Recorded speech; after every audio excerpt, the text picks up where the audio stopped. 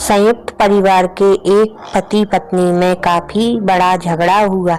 यह झगड़ा उन छोटे मोटे झगड़ों से ज्यादा गंभीर था जो हर पति पत्नी में सामान्यतः होता है, क्योंकि इस झगड़े में एक दूसरे की आलोचना करते करते बात इतनी बिगड़ गई थी कि पति पत्नी एक दूसरे से अब तलाक मांगने तक बातें करने लगे थे।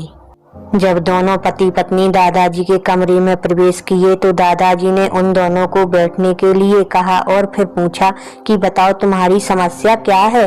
दोनों पति पत्नी एक साथ बोल पड़े और एक दूसरे पर आलोचनाओं की झड़ी लगा दी। जितनी कमियां पत्नी अपने पति में गिना रही थी, उससे ज्यादा कमियां पति भी अपनी पत्नी में गिना रहा था और कई मिनटों तक यह सिलसिला चलता रहा। दादाजी ने भी इन दोनों को नहीं रोका और इनको अपना अपना गुस्सा एक दूसरे पर उतारने दिया।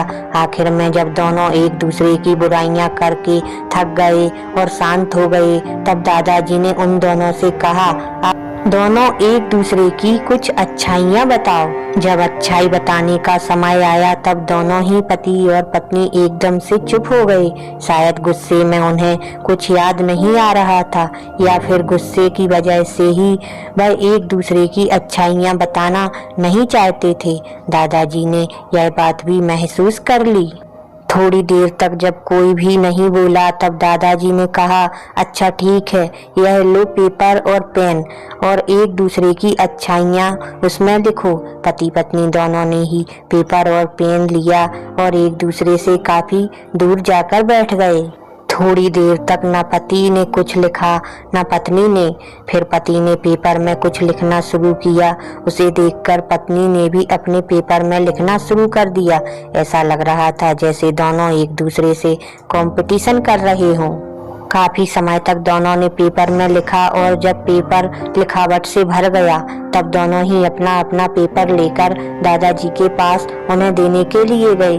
दादाजी ने उन दोनों के ही पेपर लेने से मना कर दिया और कहा कि अपने पेपर एक दूसरे को दे दो और अब एक दूसरे के पेपर पढ़ो। पति ने पत्नी को और पत्नी ने पति को अपना पेपर दे दिया। वे एक दूसरे के पेपर पढ़ने लगे।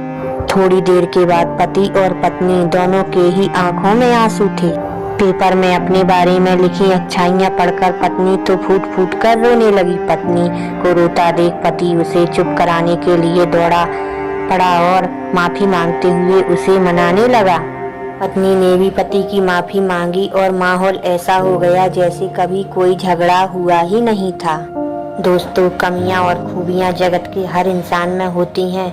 अब हमारे ऊपर होता है कि हम कमियां देखकर अपने जीवन को नर्क बना लें या खूबियां देखकर अपने जीवन को स्वर्ग बना दें। कहानी अगर पसंद आई हो तो लाइक, शेयर और सब्सक्राइब जरूर करें। Thanks for watching.